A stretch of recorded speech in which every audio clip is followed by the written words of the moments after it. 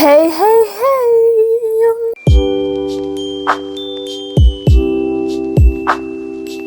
J'espère que vous allez bien, moi ça va super méga giga bien. On se retrouve pour une nouvelle vidéo, un autre point lecture, promis je suis bientôt à jour, il m'en reste plus qu'un et je serai à jour. Aujourd'hui on va parler de deux romantaisies. Tout d'abord le tome 1 des Pierres Sacrées, A Dawn of Onyx de Kate Golden chez Olympe, et ensuite il y aura Dame et Décaille qui est un tome, un one shot de Adeline Diaz chez Plume du Web. Écoutez, je vous propose qu'on discute pas plus, c'est parti!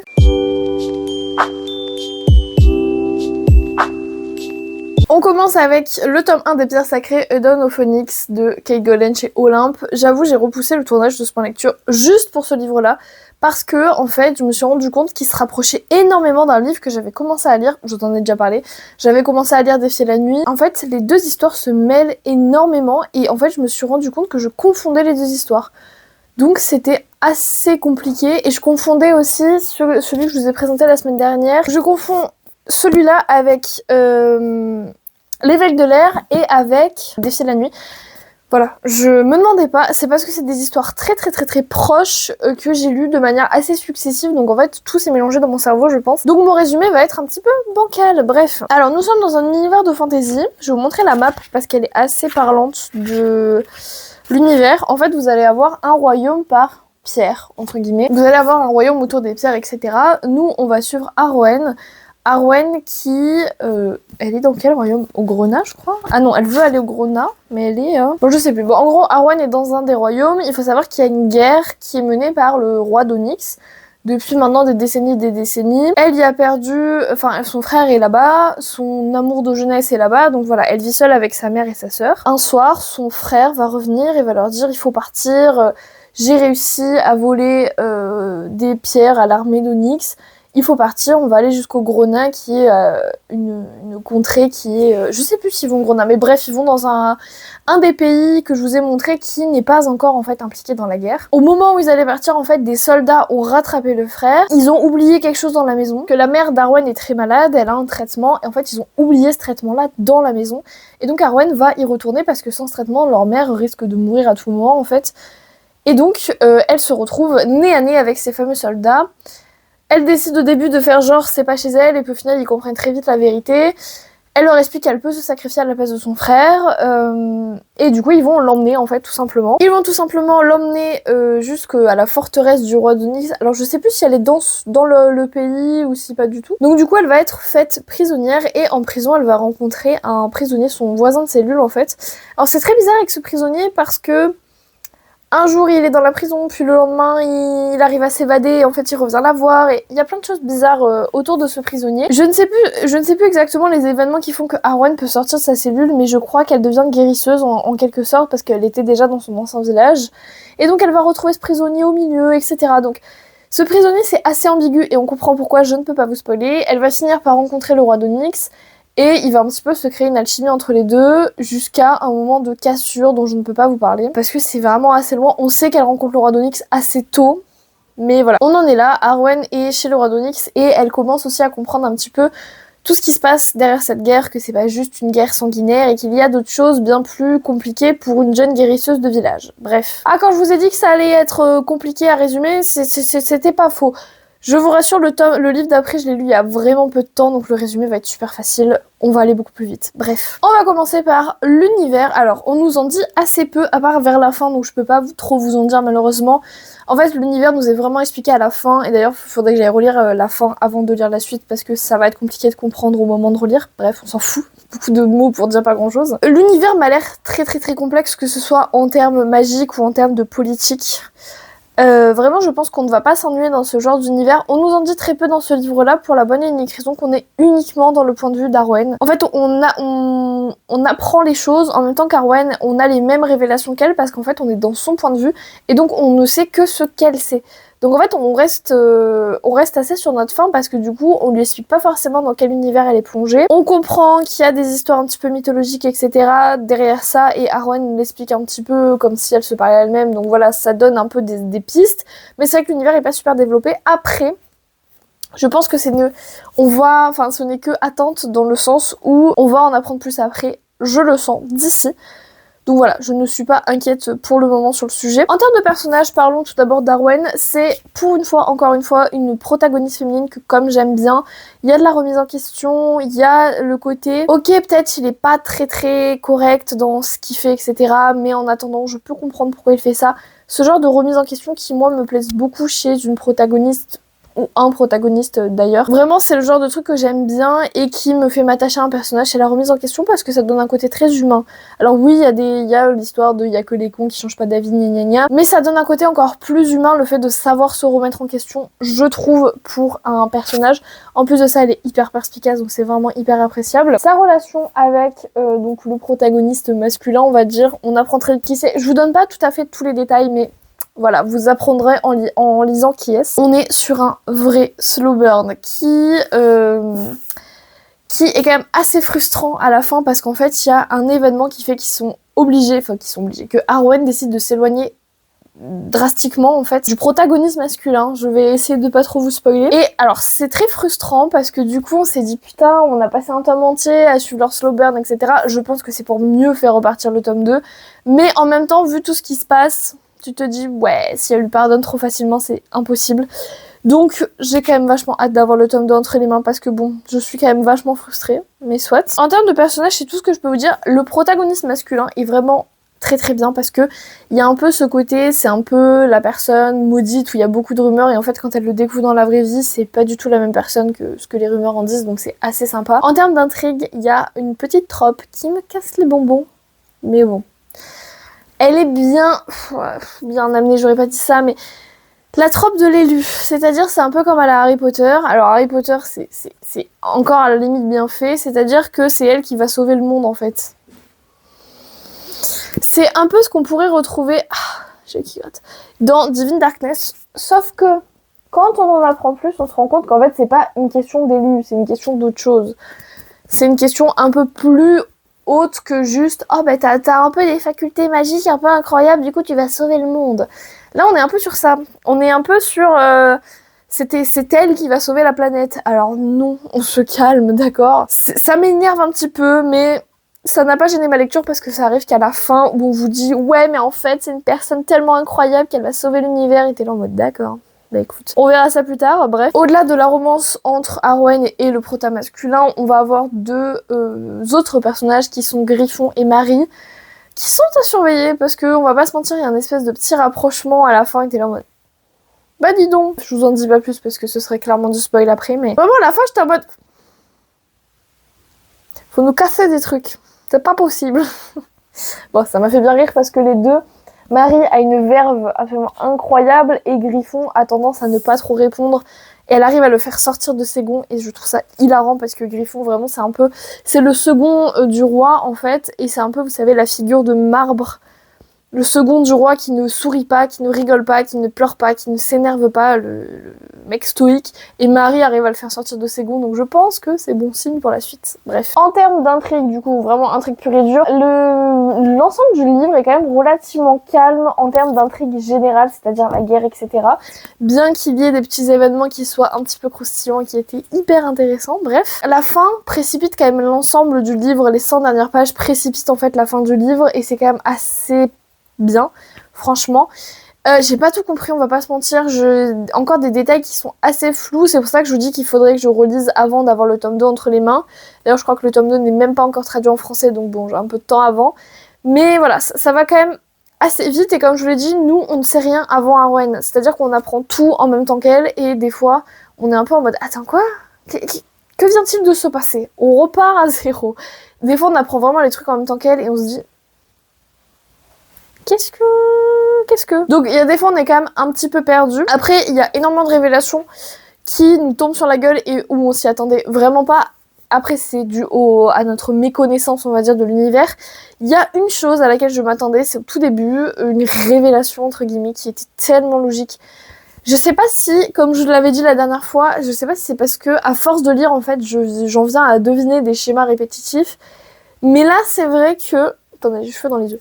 C'est vrai que j'ai deviné assez vite en me disant ouais, c'est un peu gros ton histoire, je pense que je sais déjà qui c'est en réalité.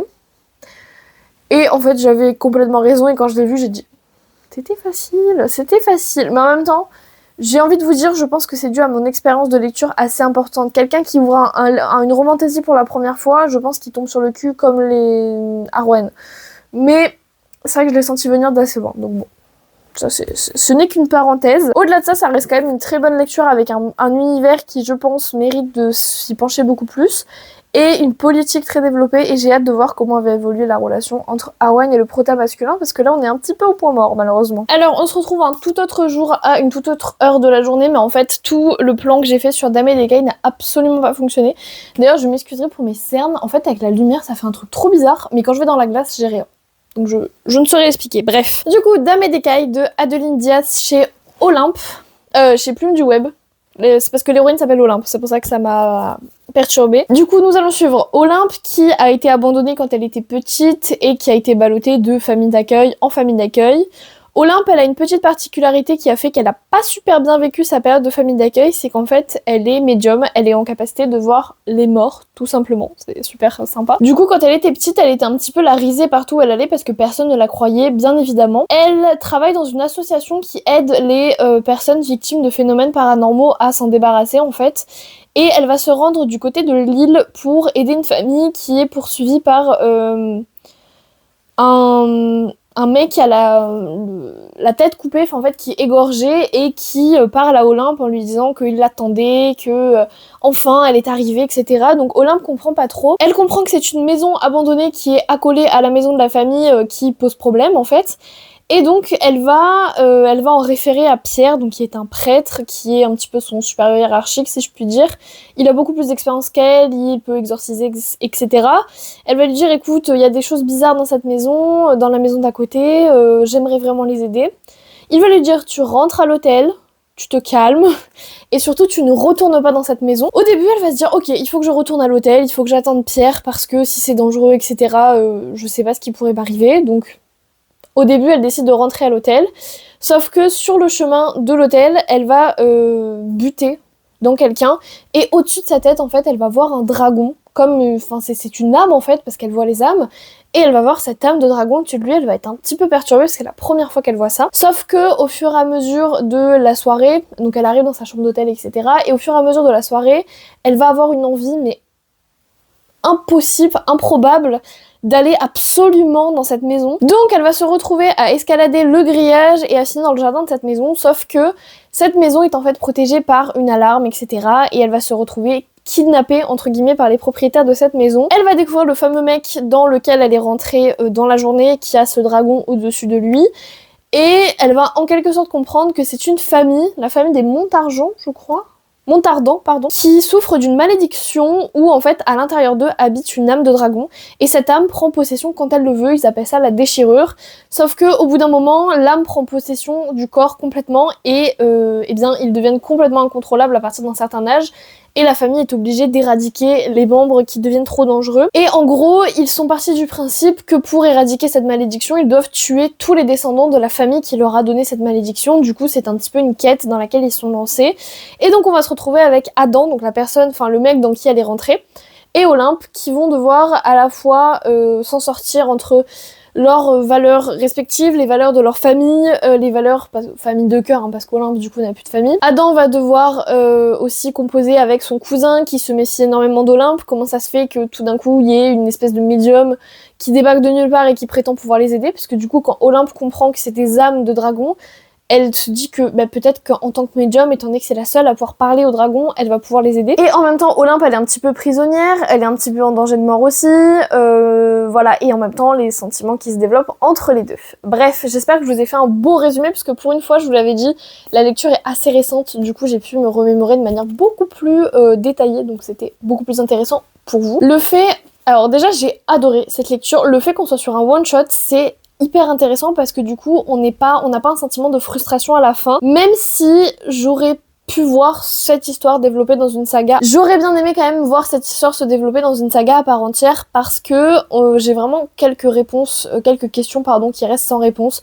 Je suis un petit peu sur ma faim en me disant j'aurais aimé savoir qu'est-ce qui se passe en fait derrière, qu'est-ce que c'est, pourquoi ils en sont là, etc. Soit. J'ai par contre beaucoup aimé l'univers en termes d'originalité, vraiment déjà le fait que ce soit une personnage médium, j'ai vu rarement ça, je dois être très honnête avec vous. Peut-être que c'est parce que par appétence je n'en ai pas lu beaucoup, c'est une possibilité aussi, pardon.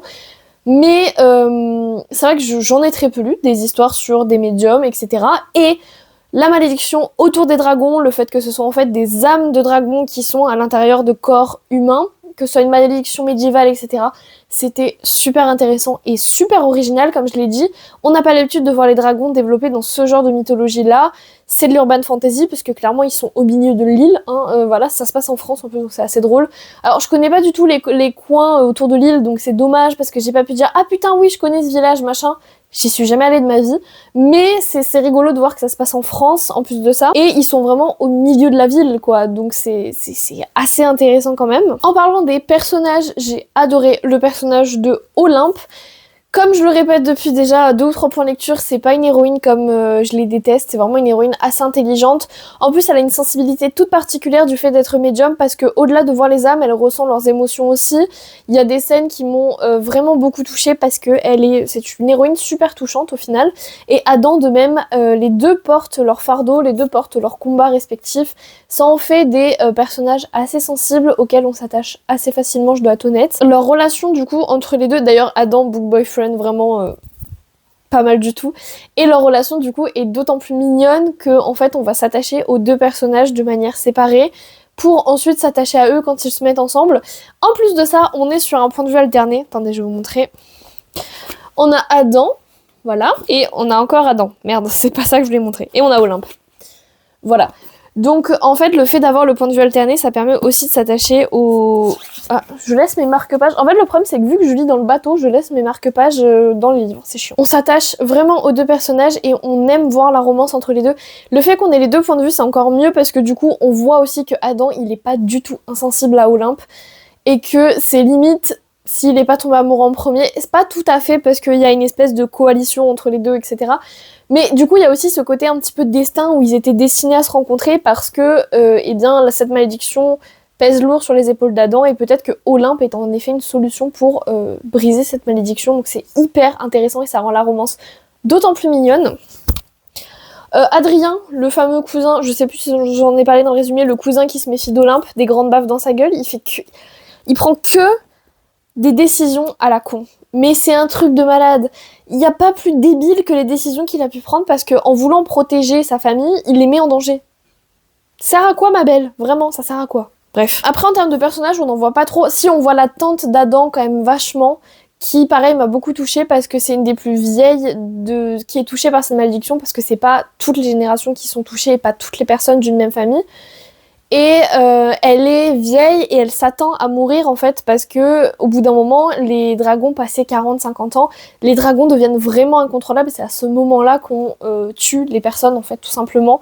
Et c'était assez touchant de voir qu'elle était très résiliée, et à la fois elle avait une confiance aveugle en Olympe, parce que je pense qu'elle avait su déceler ce côté en elle qui fait qu'elle est très altruiste et qu'elle est très sensible en plus de ça. Et les personnages qui gravitent autour d'Olympe, donc il y a Pierre et Zoé je crois.